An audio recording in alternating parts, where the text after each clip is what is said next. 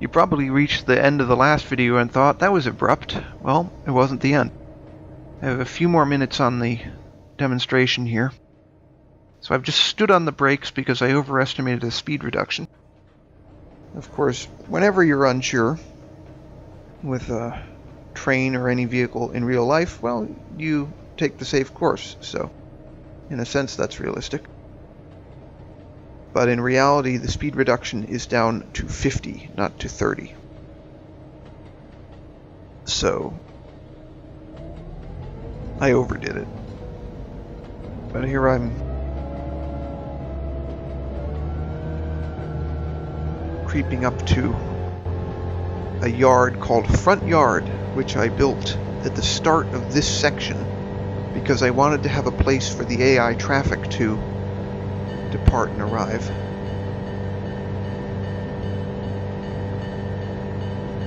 Now it'll just be one of these random yards out in the middle of nowhere. I'm not going to delete it. There might be some potential in it for the future. But because I'm only going 30 here, it's taken a while for it to come up.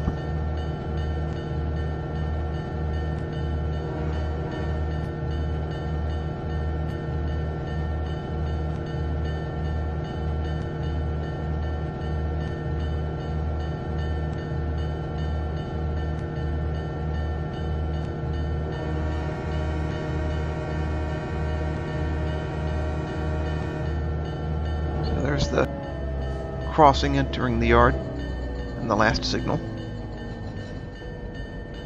and you'll see the test train over on the right that was blocking me before. Now the switches are aligned correctly, and there's also a freight on the left there that I've used for the uphill tests. I don't have any videos of those, but I probably should make one, at least one video of that. And naturally, going uphill with a freight train is slower than going downhill with a passenger train. But it should be powerful enough to make it, because it did in earlier tests. And it's sort of a vintage freight train. It's got the old Santa Fe F7s on the point and a lot of old 1950s and 1940s era boxcars on it.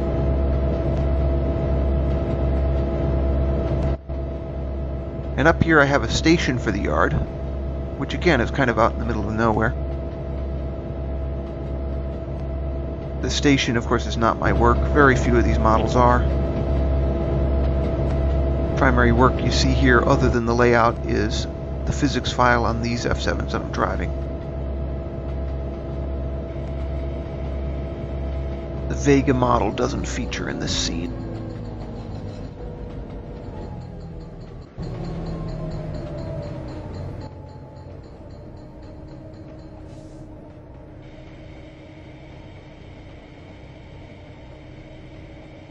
And I will attempt to stop just past the station here.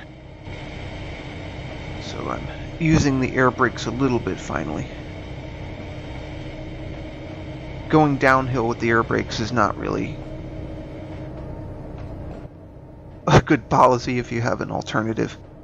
In real life, the tendency would be to overheat the brake shoes and the wheels and the axles, and ultimately you could derail the train if you did it that way. And this, at the end of the steam era, when they were running very, very long trains but didn't have dynamics on the steam locomotives, obviously, that was a constant dilemma. The trains would smoke going downhill a lot of the time. So anyway, there's the station. So now I'm making a full service to try and stop the train. And it's a passenger train, so it comes down pretty well. There I'm stopped, and the short to signal the stop. Short signal. So that's it. Thanks for watching.